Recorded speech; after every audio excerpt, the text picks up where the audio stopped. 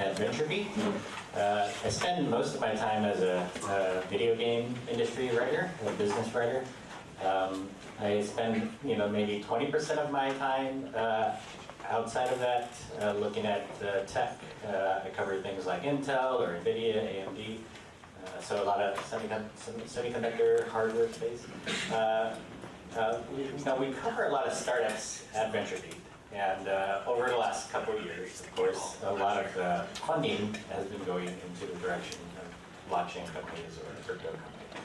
And so I started writing more about these.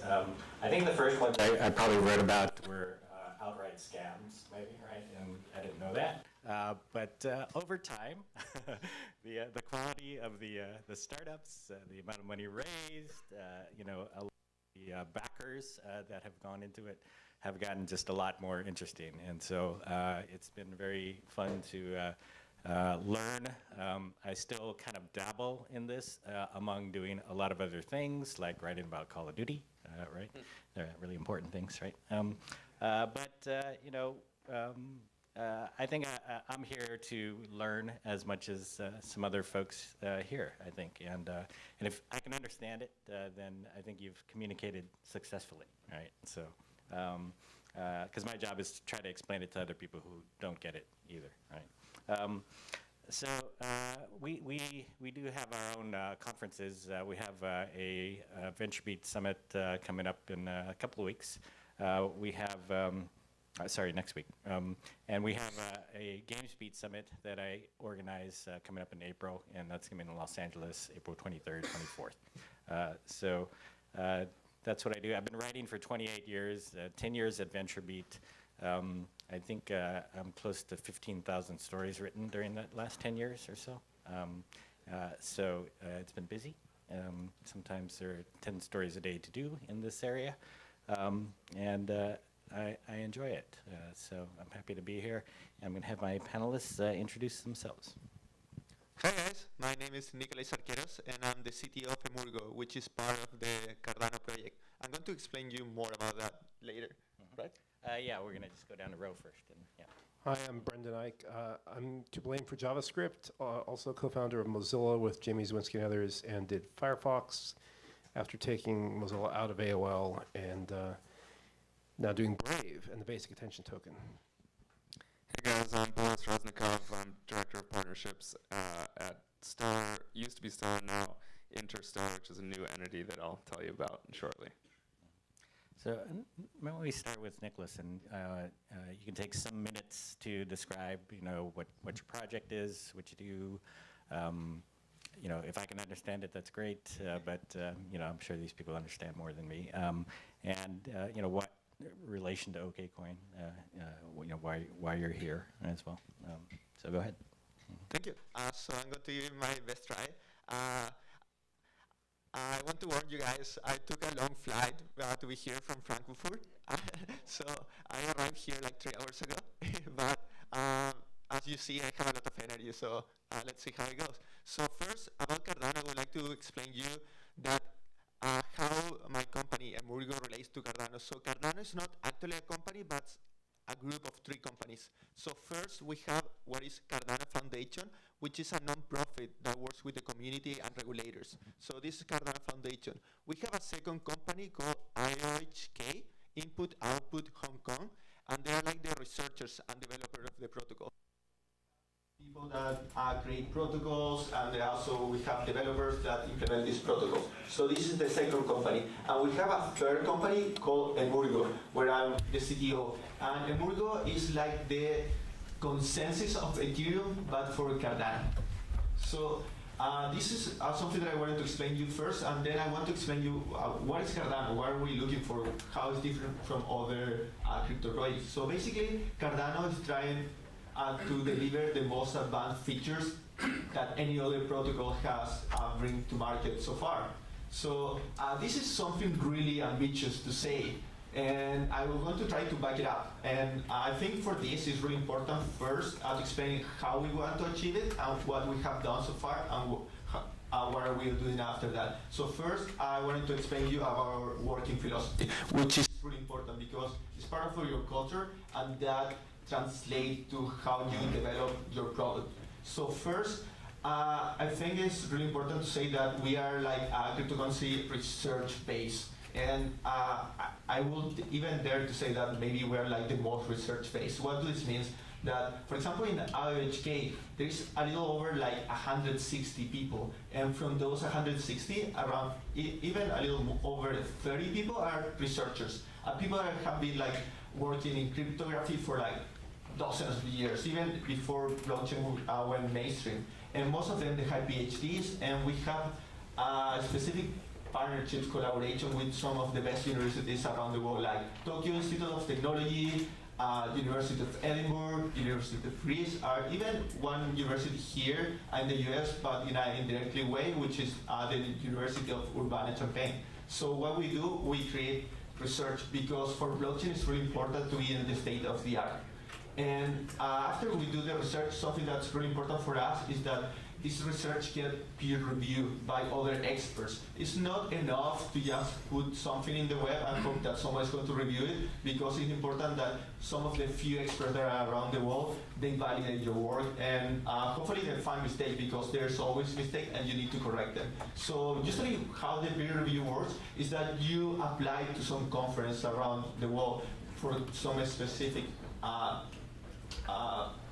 subjects. For example, there is crypto, which is one of the best crypto-related conferences in the world. And something that's really interesting is that when you apply, you don't put your names, and also you don't know who in the industry is going to be reviewing your paper. And this is important, so the names of the people don't work in how they're like valuing your work. And after you get, for example, accepted in a conference, and people can see your work and you get reviewed by it, maybe you can be more assured that you're doing a good work and it has been validated for like people in the specific industry, and then you can start thinking about development, yes, at this phase. And for us, something that's really important and we are trying to push is that we do a lot of formal verification and high assurance. What does this mean? That actually, for example, you do some research, let's say proof of stake, but maybe the research is pretty good, but maybe the developers implement something a little bit different that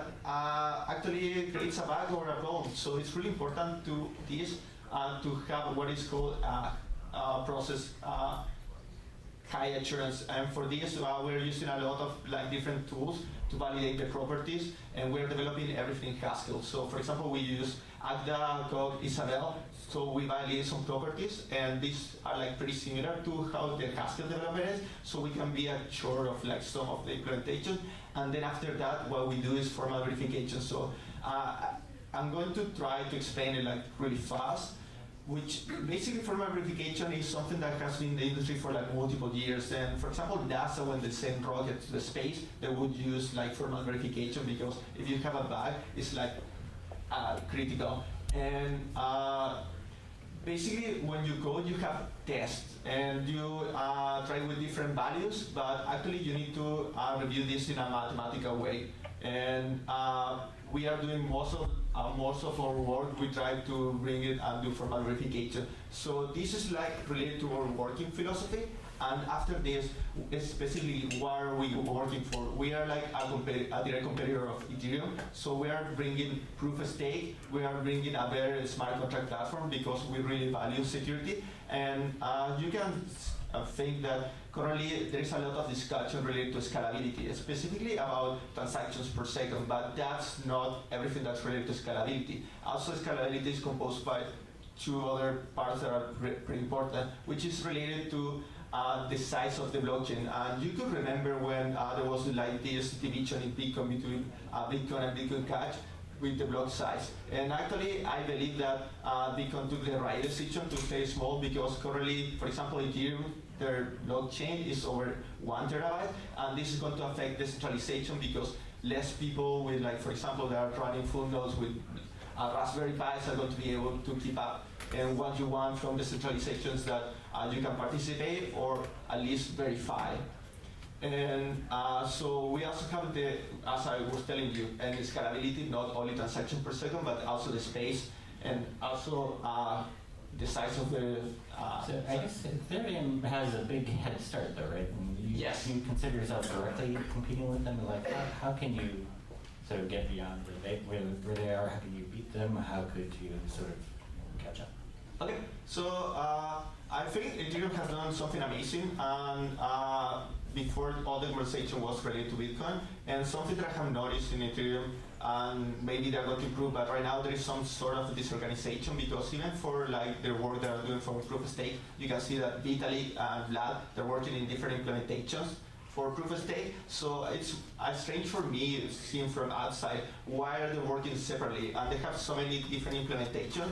So it seems the coordination is not taking advantage of how many people they have in the ecosystem that could be like better organized and working together. And something that I see there is too much focus in the transaction per second, but I think this is only the first step ahead, and blockchain is going to have different roles. Though the first one is going to be transaction per second, but right now everyone is thinking about like maybe the size of like Visa, but maybe we're not going to need that in the next 6 months.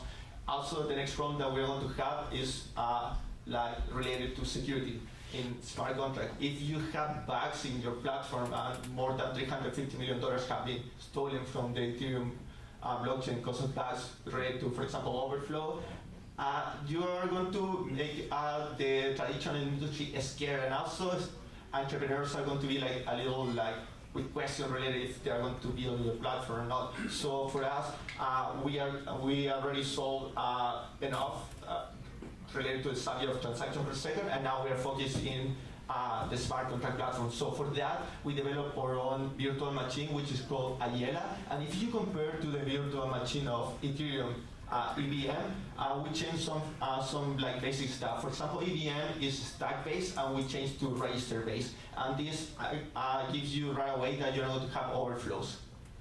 This is a big one because most of the bugs that you have seen in Ethereum are related to this. And also there are other problems that are with Solidity. Solidity, you can think is that... So I got fewer bugs.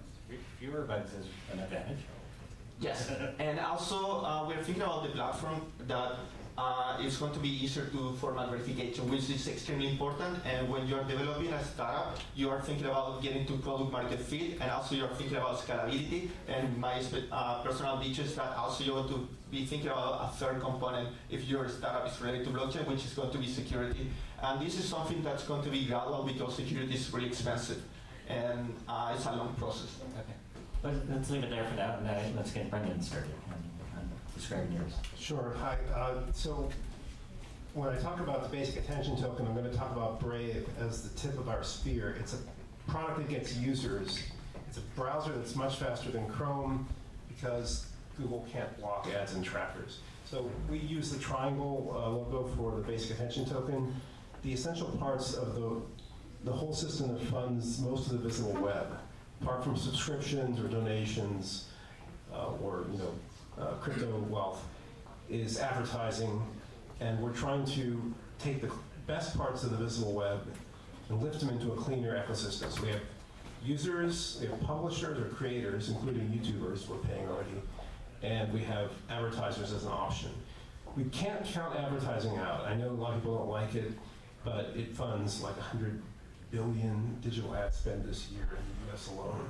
It's crossing over television. It'll be a trillion globally in a few years, every year. So we take the approach of getting users first with a better browser, but we're building a platform, and we'll take the token to other apps as we prove it, and we shrink the endpoint software requirements, and we put as much on-chain as we can. We're on Ethereum, we're an ERC20 token, but we do very little transacting on-chain right now because we need anonymity for our users. So we're supporting a browser that by default is much faster because it blocks tracking scripts. I created JavaScript, so I know something about it. It should be blocked 90% of the time. That gives you much faster web browsing, much safer, much more private if you block the right scripts. But our users are ecologically minded. They see that this hurts their favorite sites because they know even if they never click on an ad, there's a fraction of a penny per impression just from the ad appearing, or sometimes seeming to appear, or maybe it didn't appear, but it counted anyway. Facebook's having trouble with this sort of measurement. Anyway, blocking ads hurts. So our best users said, why can't we give back? And we prototyped something with Bitcoin that allowed them to, if they bought their own Bitcoin, fund a wallet in the browser up to a limited balance, because users lose their keys. We all do. But if it's a small balance, you're willing to just fund it, take some chances, and let it be trickled out anonymously as a way of giving back to your favorite sites. Problems we ran into with that were Bitcoin got super expensive before Bitcoin Cash forked, and we had to make people buy Bitcoin, and it's not that easy for the average person to do this. So we did the basic attention token. We did a token sale to fund the larger project. We also created a pool of tokens before the sale that would give out to users and creators to scale the ecosystem. How much did you raise?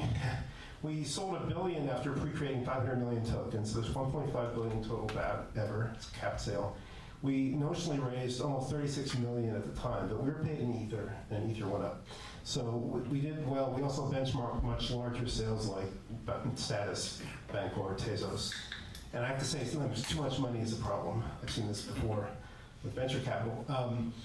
So we did well with the token sale, but the most important thing to me was creating that growth pool before the sale to give out to users, because that is like 90 million in value today notionally, but we're giving out in small amounts to reward users monthly so that they don't have to buy their own crypto. They can just start with a grant from us, and they get a new grant every month.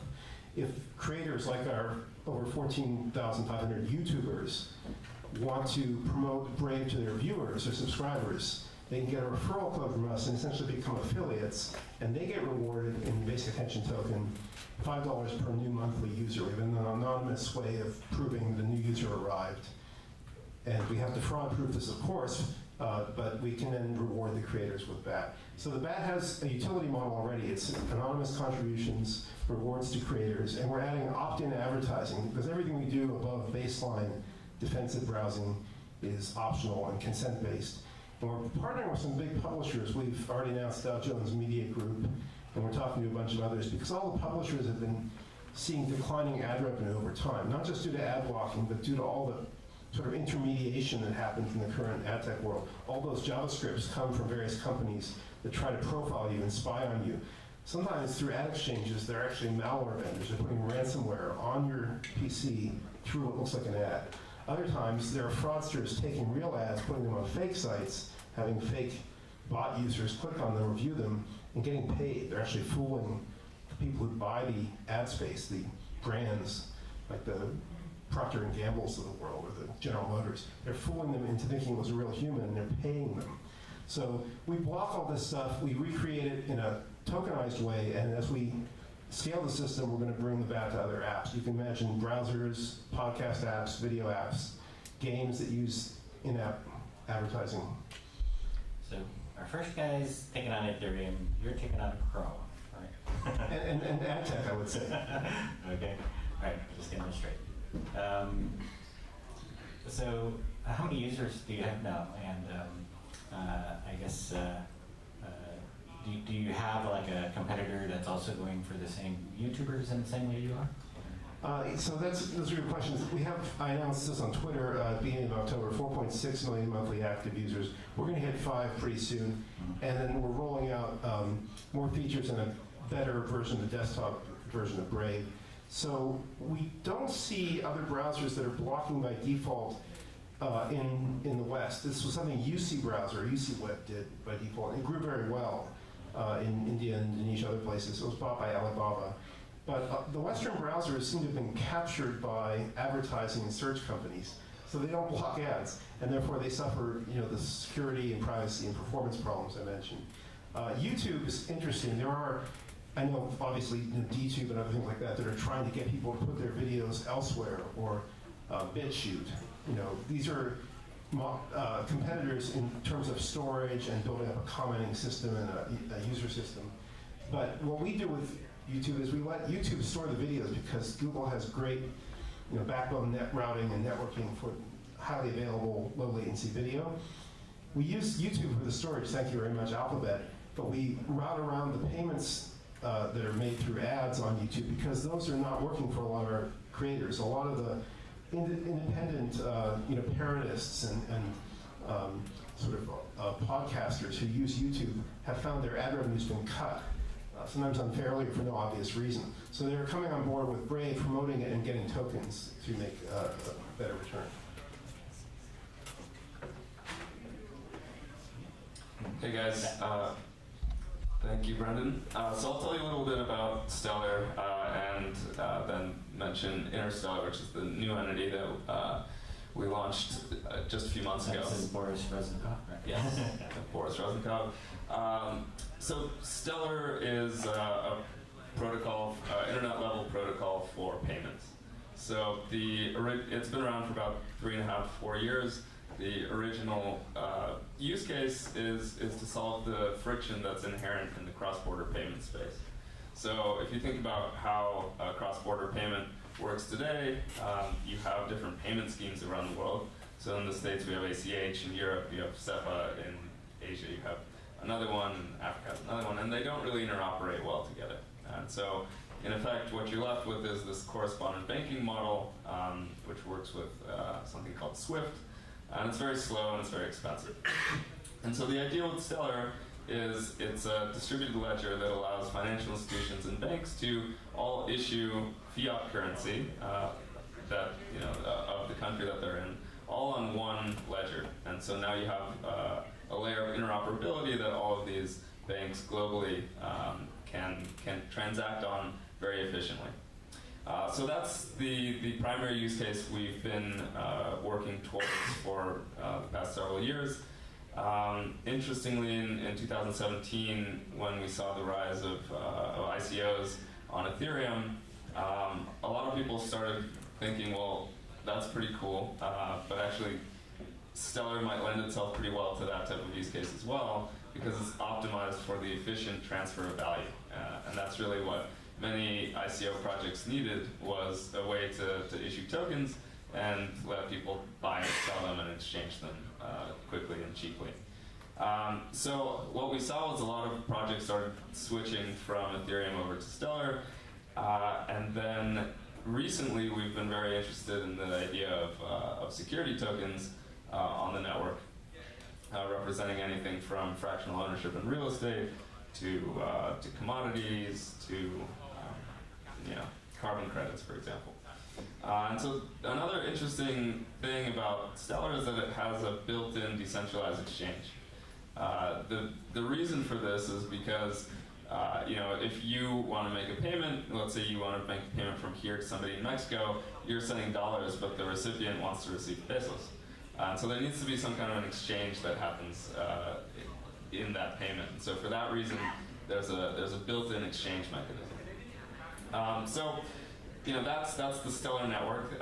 It's maintained, and the core code base is maintained by the Stellar Development Foundation, which is a nonprofit.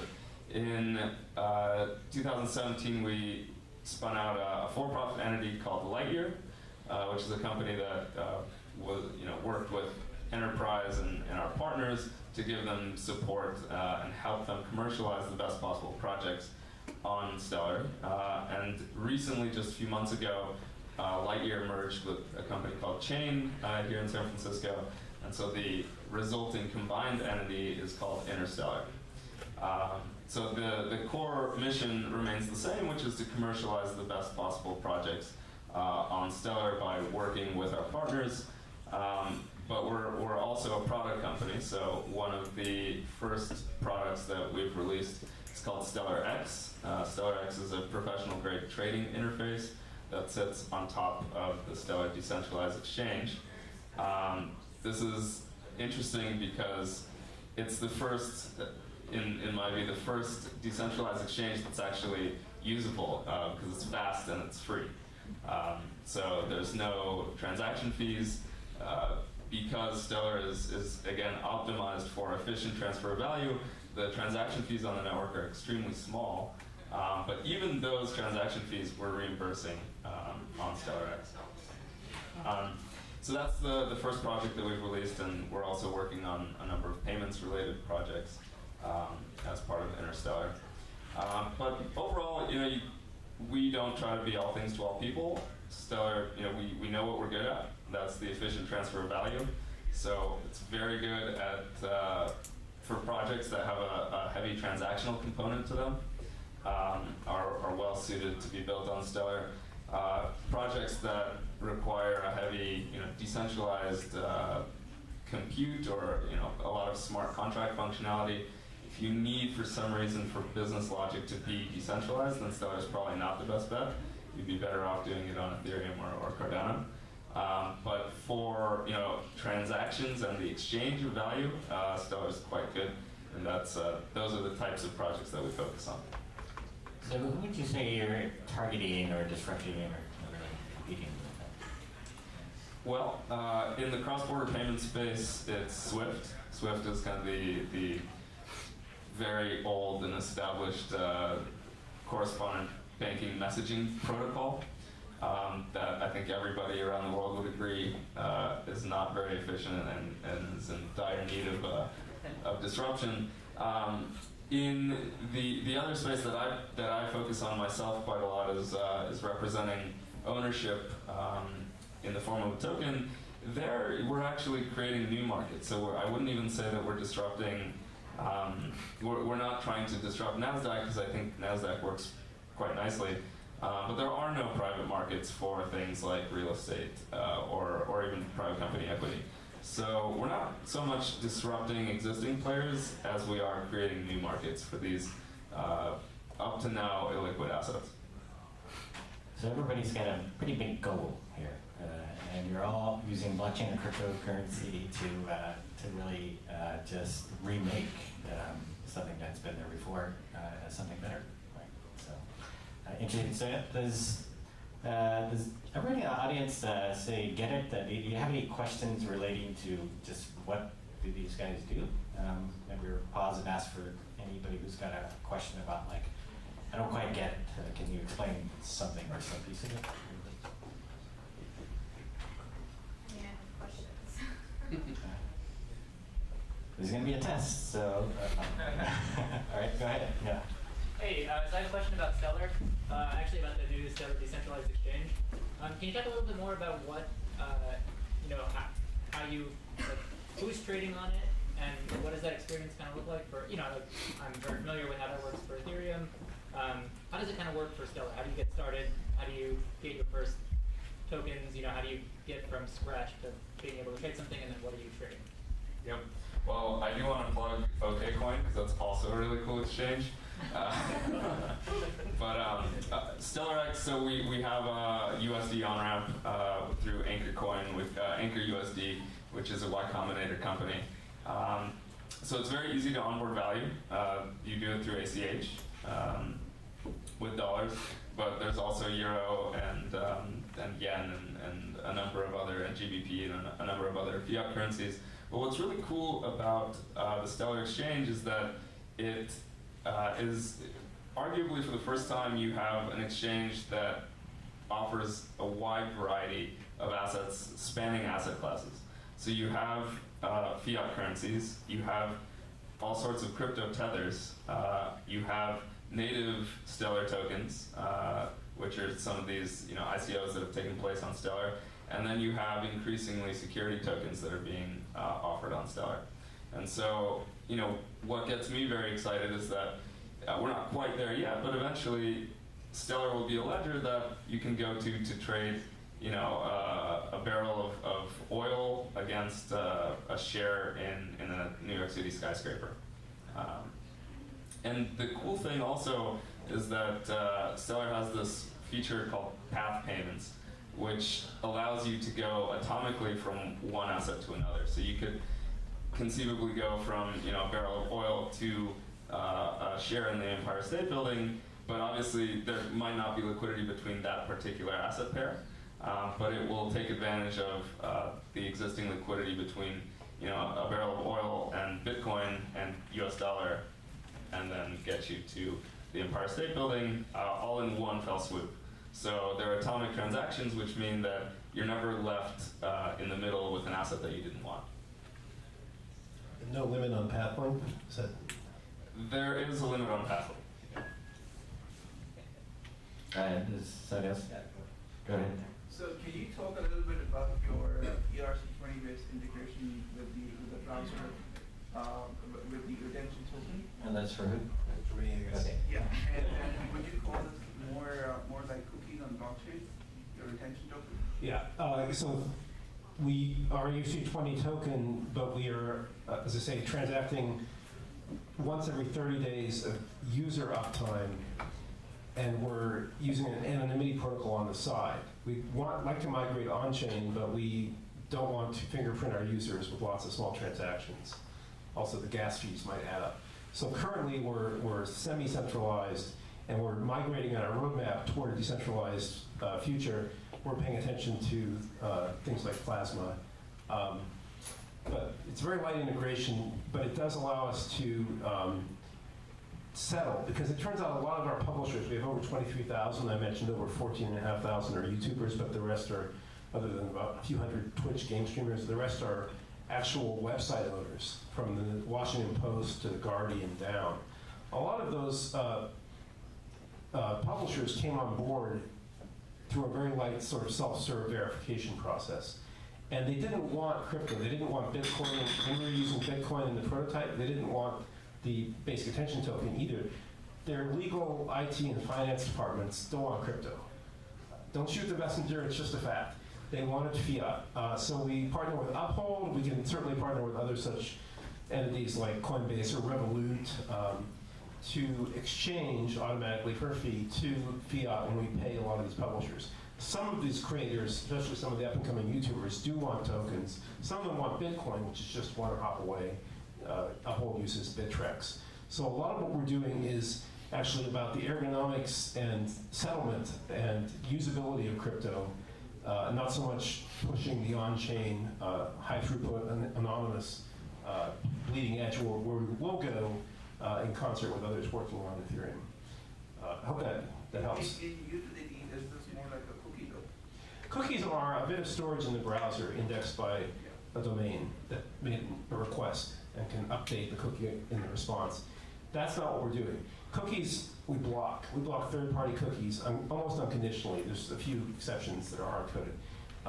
Safari has blocked third-party cookies with a big loophole, and they've evolved this with something they call intelligent tracking prevention. But cookies are, like JavaScript, they're trouble. So we generally block them. What we're doing instead is trying to have a unit of account that can be measured against authentic attention. So there are multiple parts to this. One is just the token economics. The other is the actual endpoint requirements to have a real human. I mentioned bot fraud for advertising. It's huge. There's a Dr. Augustine Fu in New York, adjunct professor at NYU. He estimates 16 billion out of 80 billion in 2017. Digital ad spend in the US, the gross spend was 80 billion. 20% was taken by fraud, and he says it could be twice that. So fraud is endemic, and a lot of the ecosystem wants fraud because they take fees as intermediaries, even if the net revenue is ultimately defrauded. So we need to pay attention to things in our sort of endpoint software, like the browser, or in the future, an SDK in another browser or a podcast app, that look at the integrity of the code that's measuring the attention, that look at the human sensor inputs to measure a real human. And some of this does not have anything to do with blockchain. So we're a larger project than pure on-chain can express. But I just wanted to paint the picture. So cookies by themselves are just a tool for storing tracking information across the web as you browse, and we block them. Brendan, if gas prices are an issue with BAT, you should move over to Stellar. Like 30 days off time, it's nothing. And we actually optimize with Uphold to do some things off-chain, but we do peer-to-peer. We're going to do more peer-to-peer as we go. We can always hop to a better chain. I'm not worried about it. But yeah, Stellar's good too. Any other sort of more basic questions? Yeah, go ahead. So how far is the Cardano subsystem for smart contracts? So when we can start developing something like decentralized exchanges or tokens? And the other follow-up questions is it going to have a sign, because scaling is now a huge problem for EOS and Bitcoin. Okay. So answering your first question, we developed our virtual machine, which is called Ayela, and we already have the testnet, so you can work on that. One of the big improvements, as I said, was that register-based, so it avoids overflow. The second one, that's human readable. So for example, when you have EVM code, bytecode, it's difficult to read, and sometimes you want to be really smart about how you tune up the gas usage because you want to use as less as possible.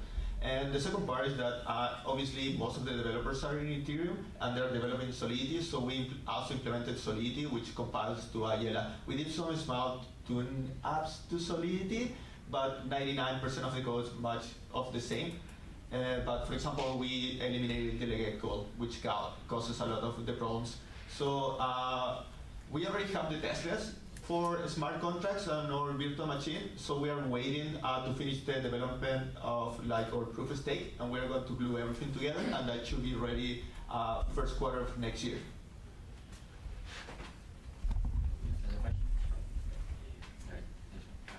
So I have a very basic question, no pun intended, because it's for VAT.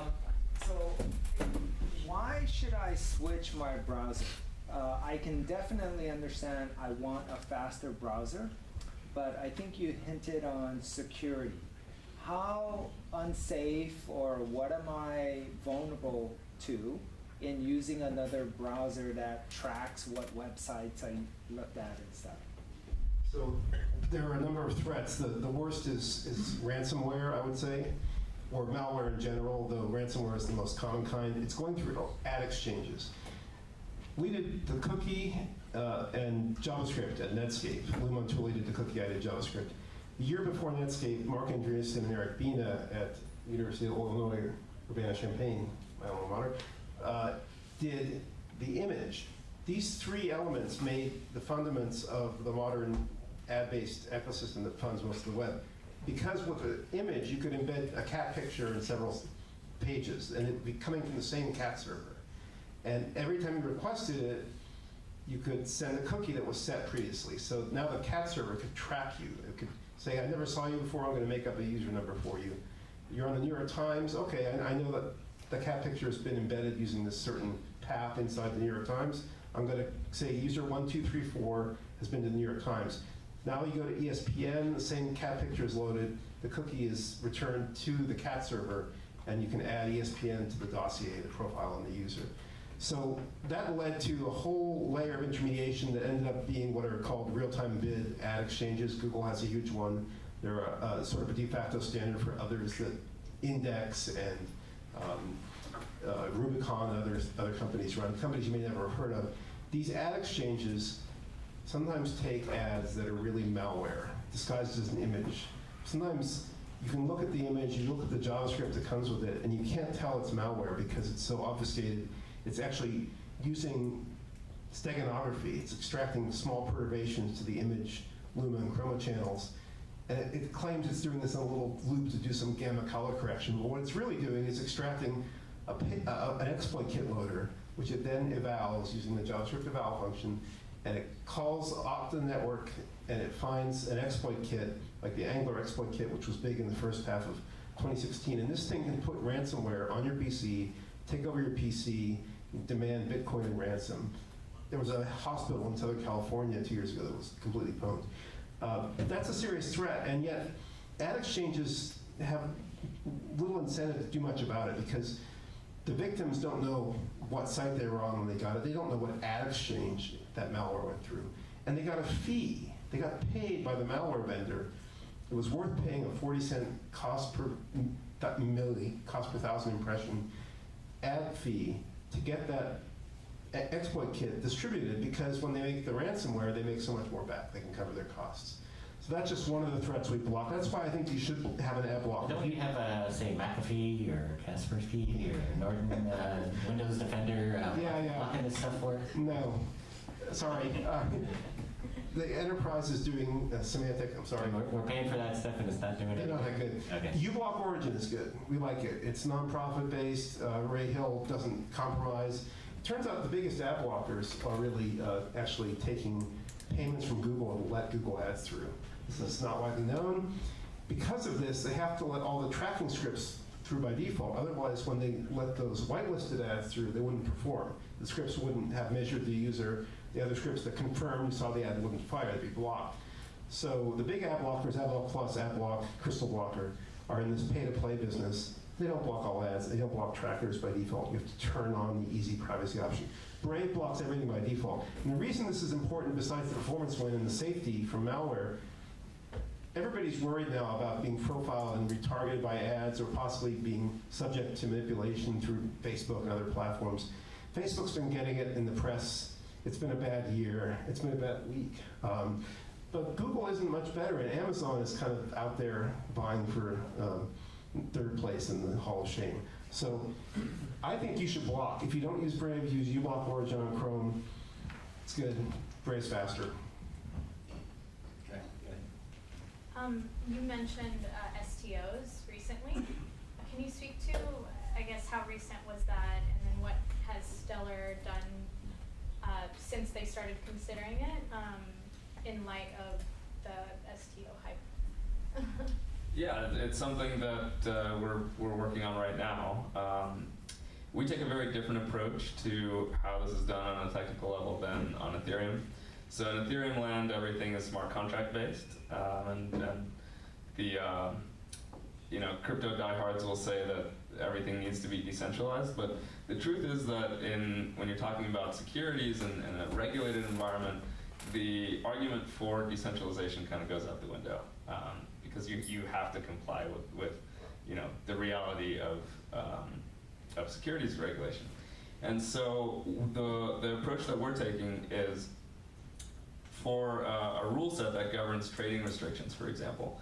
Instead of baking this into a smart contract that's kind of baked into the token itself and enforced by the blockchain, let's create an off-chain signer service, an off-chain rule set. It's very easy to maintain and make changes to as regulations evolve, and use Stellar's native multi-sig functionality to enforce that. And so, that's better. That's a better approach in our view for a number of reasons. People started doing security token issuances on an ERC20 basis in the early days, and they spent a lot of effort encoding these transfer restrictions, and then they realized that it wasn't enough to comply with everything they needed to comply with, and so what you saw is they needed to upgrade from ERC20 to a different standard, which meant that they had to take tokens off the market for 6-7 months and reconfigure them. And when you're doing all this stuff in Solidity, it's very difficult and it's time consuming. It's much easier to do this in an off-chain environment and then enforce it with multi-sig on the chain. Curious what you see as the end state for Brave. If everyone switches over to Brave tomorrow and you can no longer subsidize your users and you have a consumer base which has been sort of conditioned to give away their privacy for supposed free services, how do you make the economics work in the industry? Like where do you hope the end state ends? So first of all, we would never corner the market. We would demand a recount if that happened. We would get, I hope, 27%. That was the most Firefox got in 2011 after Chrome, but then it fell inevitably to distribution marketing power of Google. What we're trying to do is move web standards. Firefox did this when it was much smaller in terms of browser share, and it almost punched above its weight while it was rising because it was attracting lead users, and that's what we're doing. So lead users, it's a term of art, I think Eric von Hippel at MIT uses. He studied how user innovation networks actually create whole new categories. He talks about historically plumbers created their own tools 100 years ago. These became standardized over time, became made by tool makers. But windsurfing was created. It was a user innovation created sport. And arguably Nike running shoes and other examples. Web developers are often lead users. They're often inventing their own tools or languages. So we aspire to get the lead users and the stubborn minority of ad blocking and tracking protection users, and we can move standards. And Safari, to the extent that it is protecting against third-party cookies and tracking, is an ally in this. Mozilla is finally doing something about tracking protection in Firefox after having the code years ago. So we're working with browsers through this lead user effect, through these minorities of the market. 27% is enough. And we're trying to move the web standards to a better place. In the long run, if it means you can choose any cryptocurrency you want, that's fine. There's already a payments request API that we're using, and it's W3C API, a draft of some sort. We're using it to do premium upsells that use the basic attention token. You know how you go to a site that gives you 3 free articles and it wants you to subscribe? Usually it's asking for like a month or some ridiculous amount of money, and you know you're just going to be paying for stuff you don't read. You're going to be cross-subsidizing, and you're putting your credit card at risk. Nobody has really figured out how to get the publishers to band together. Tony Hale, who founded ChartBeat, is trying to do this with Scroll, but he's got to sell the publishers on this portable paywall. We can do this in Brave, and we'd like to make web standards for it. So if you have tokens, you have crypto lying around, you can just buy an article and do it anonymously. This has some other requirements, like when you buy it, you should get a receipt that doesn't identify you but proves you bought it. So that can be a blind signature receipt. So we're working on a broad agenda of standards that don't all mean that we have to conquer the world, and we will take the back to other apps, as mentioned. I want to try a question here. So if you think back like a year ago, like was there something that could have killed you that you overcame, and why is that not a threat to you today? I guess all 3 of you can take a stab at it if you wish. So more than a year ago, we did the token sale, and my biggest fear was solidity. I met Stefan Twal when he was still with the Ethereum Foundation in the London office, and it was July 2015. He was very cordial to host us, and we talked about doing what I was then calling Bravecoin, but I couldn't do it. I didn't want to do my own blockchain. Ethereum was too new. I had to wait for tokens to emerge, so we saw Golem launch, and we saw First Blood, and we decided to do the basic attention token. But when I first met Stefan, he showed me some Solidity code, and I said, oh no, this is like JavaScript with sort of ad hoc contract language, fully dynamic language.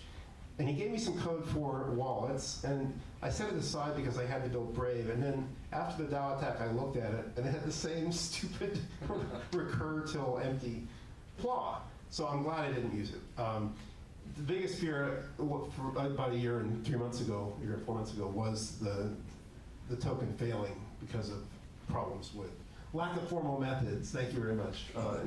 Good to see Stellar and Cardano doing better on that front. I think Ethereum has some really smart people working on it, and there's even been work to improve the Solidity compiler, but there were just mistakes were made.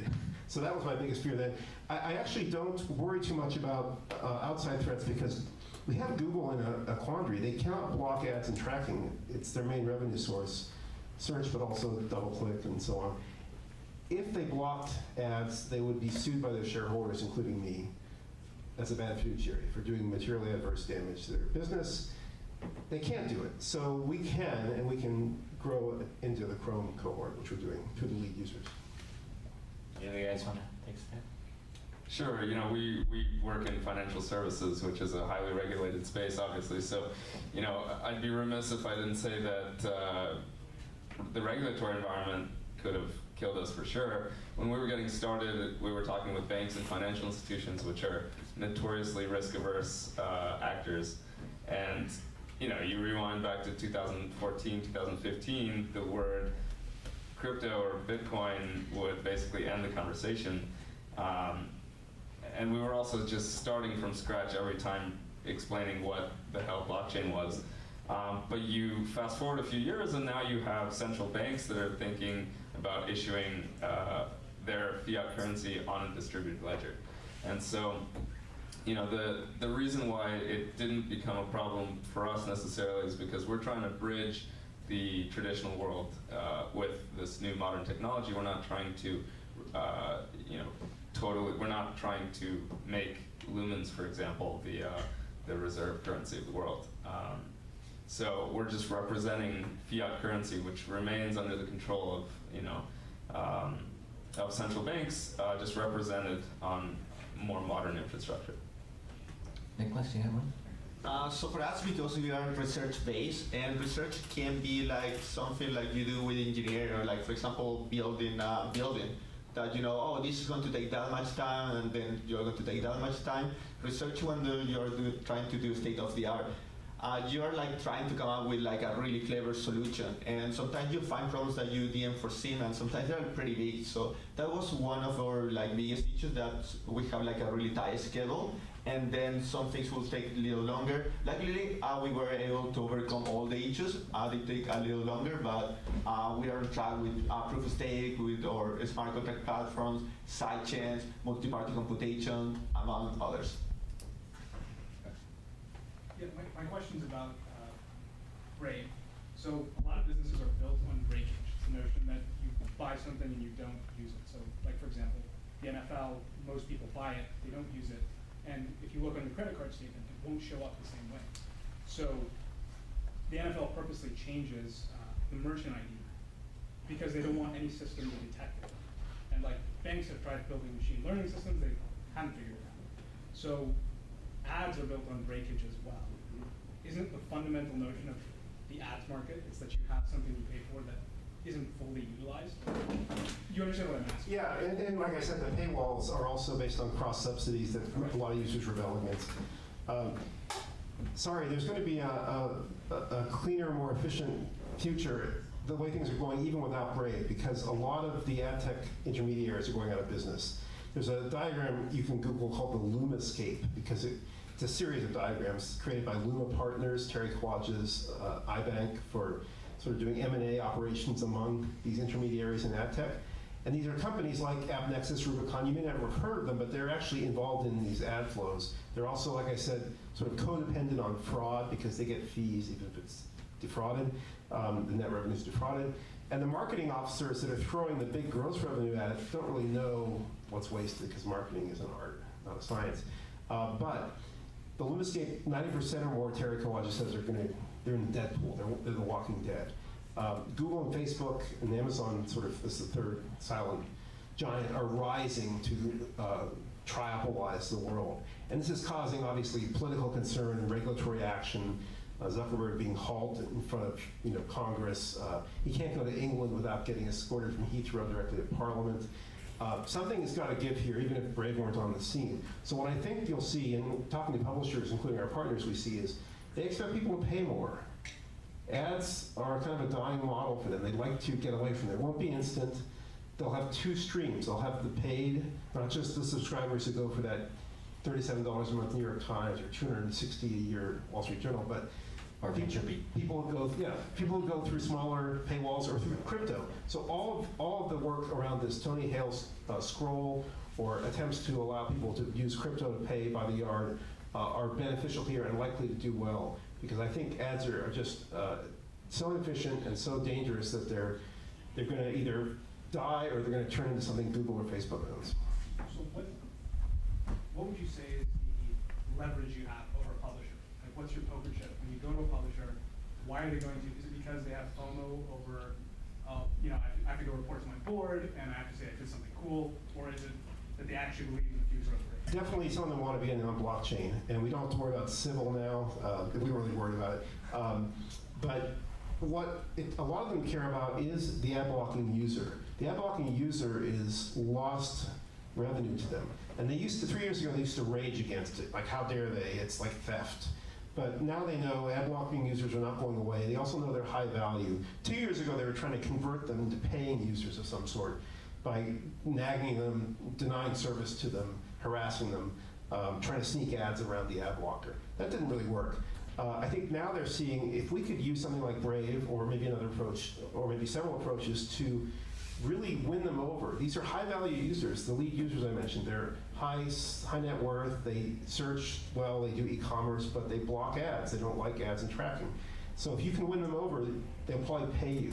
And that's what some of the publishers we're partnering with are excited about. They see us as the way to stop harassing the ad blocker users and actually give them the tokens and bring them in and give them a better deal. Are the publishers eager to allow pay per article, or do they still want that breakage? They want to use? Yeah, some of them want cross subsidies, and that's like I said, they're shrinking too. The collapse of the ad intermediary space, the Lumascape, is accompanied by some amount of decades-long collapse in newsrooms and in other sort of online publishing where you've been using cross subsidies.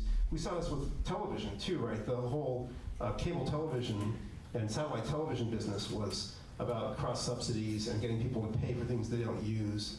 And the Netflix CEO joked about people paying for Netflix when they don't use it. There's always competition there that's squeezing out the inefficiencies, and there are woke users who rebel against it. So it's happening. Other questions? Did you guys have any sort of rough questions that you wanted to be asked? Because we're bumping up against our time limit already. So was there something that you'd prepared to talk about that maybe you want to keep talking about? No? I have a Cardano question. So I was not touchy because I've had experience with foundations for better or worse. I think there's been a recent post about the foundation. How are things looking right now, just in the latest and greatest? Okay, the tough one, right away. Explain what happened. The guy next to me throw me the toughest one. The softball. Okay, so basically, as I told you before, Cardano is not a company, but it's a group of 3 companies, and one of those is the foundation. And we, together with this other company, Eich, we did an open letter complaining about the foundation. Some of the things that were really important and that you expect from the foundation is that it's going to boost the community, help developers, be there, support like meetups, support like people that are using like maybe the branding or trying to create something. And actually, what I personally feel is like the foundation was acting more as a cop, like trying to do like trademark things and like pushing down developers, which is something that really annoyed me. And they haven't used like the funds, and they have been trying to use everything for free, and also they are not like doing a great job, and we've been trying to work with them. Luckily, as you might hear, there was another blockchain that had problems with the foundation, which is Tesos. But as different or organizations different from them, because the foundation in Tesos controlled the money. So if the foundation wasn't behaving well, the developers and researchers, they didn't get the money. And that was a huge problem for Tesos, and they were like freeze for long. But in Cardano, we got another organization, and in the beginning of like the era of like developer of Cardano, all the organizations got like a fair amount of money depending on what was their goal. So no matter like the problem that we have with the foundation, IHK and we are fully funded, and we are going to continue doing what we are doing. And actually I think like the problem making like public from the foundation is actually better, because they were not working on doing their job, but now that's something that also the community shares their vision. We in Emurgo and also IHK, we're going to start like spending more in boosting the community. We're going to have to like strike or like seatbelt a little bit, but I think it's not going to be a problem, and actually things are going to be improved because we're going to take over that. That's cool. So who has the trademark or trademarks? Is that the foundation, or is it split out? It's kind of split up, and the foundation kind of like handles it, but they don't own it. And like the other partners also have like direct access to the trademark because we're part of the project. Very good. So you have some redundancy, or some. You have this 3-part structure. So you have at least 2 of the 3 parts that can sort of take over if the foundation falters. Yeah, exactly. I think we're close to wrapping up, but do you guys want to talk about the future of some? Like, what are you going to be doing in 2019, or what's your next major sort of piece of your project that is rolling out? Sure. So one thing is we're interested in adding more assets representing various asset classes that can be traded on StellarX, and just high quality assets on Stellar is important to us. So we're going to continue courting and working with the high quality projects that are issuing assets. And then, like I said, Interstellar is pushing further in the payment space. There's a lot of inefficiencies that we think we can solve with the Stellar protocol.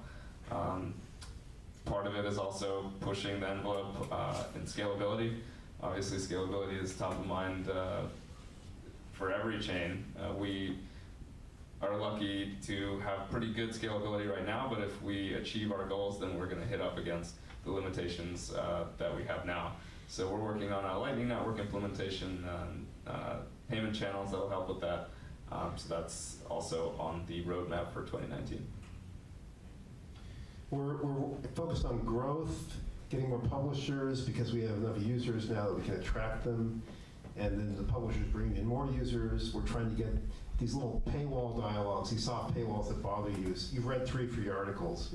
You can clear the cookie and start over. It's a first-party cookie. But we'd like to have that dialogue say, if you're using Brave, you can just buy another 3 articles with some tokens you already have. So that, we think, will be a growth opportunity for us to get publishers and then get more users. And we're bringing advertisers into the mix because, like I said, we can't count out the $100 billion in the U.S. this year that's going gross spend in digital advertising, and 200, 300 billion, globally. We'd like to see if we can get some of our high-value users consenting to a private ad model, doesn't track them, does the matching of the ad against the user's data only on device, only with the data in the clear in your browser on device, and signals only with blind tokens, blind signatures. That is exciting too, because I think a lot of advertisers want that. A lot of advertisers are ready for any hot new technology that gets around ad blocking, gets around the GDPR regulation in a clean way based on local data, based on user consent. So we're building out with not only users, but advertisers and publishers. Nicholas? I forgot to answer one question. I wanted to answer that very fast. It was related to charting. So we have our proof of stake ready, and we already started working in charting, and we hope that we are going to release the paper mid-2019. And answering the question that you asked, for us, what I see is that in general, when you're creating something and you want to start getting penetration in the market, you have 2 ways. One, you can go to a market that already exists, but with something with new technology. But if you're creating if you're trying to create a new market with new technologies, that you're trying to have 2 miracles, which is really difficult. And so for that, where we are trying to focus in Cardano is to try to find what specific things in blockchain could get to product market fit, and try to focus more in the development in that specific side. And this is something personal for me, and I'm going to try to say where I think it could go in some areas. I think first that something that's really interesting is that maybe in the US it's not something that important. For example, when you want to buy stocks, it's pretty straightforward, and there are multiple apps that you can use, and some of them they're even without fees. But if you're in other countries, you have so many middlemen, and it's kind of a hassle. So blockchain can help carry the middleman, and this is for a market that already exists, for example, stock or financial services. So in Cardano, we are trying to fix that, everything that's related to finance, and that's why also we care a lot of formal verification and security, because this should be 100% safe, and the only way to make it bug-free and hack-free is with formal verification, which is tough, but it's something that you need to do. The second part that I see that could be pretty useful in blockchain, and we are also working in that, is when you have secrecy in smart contracts. And for that, you have really cool things. For example, I think it was in Estonia that they were trying to do something with the smart contracts and blockchain, where they could actually the companies can upload the encrypted data, and so the government could verify that they were actually paying the taxes that they needed. But you can't upload your raw information, because then your competitors will know everything about you. So it will be maybe the ones that are trying to be more proactive and trying to work with the blockchain will be given away at this advantage. And also, for example, I think it was also in Denmark that some of the agriculture, they need to bet in some offerings. So sometimes they need to pay a middleman or an escrow that's going to hold the results, and then it's going to declare the winner. But actually we could skip that part with a smart contract that has secrecy. So you could bet on things. They're more big projects for companies, and that could be a huge benefit, because it's something that happens everywhere. For example, even in construction for millions of dollars.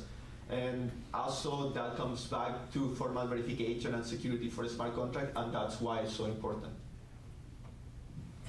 we've talked so much about blockchain and crypto, my head is starting to hurt. And so maybe it's a good time to call an end to this. I think we've heard blockchain and crypto more than our quota for the day. Right? So anyway, looks like there's still some food out back though. So you guys, if you want to ask more questions, come on up in small groups. And but otherwise, thank you very much for coming.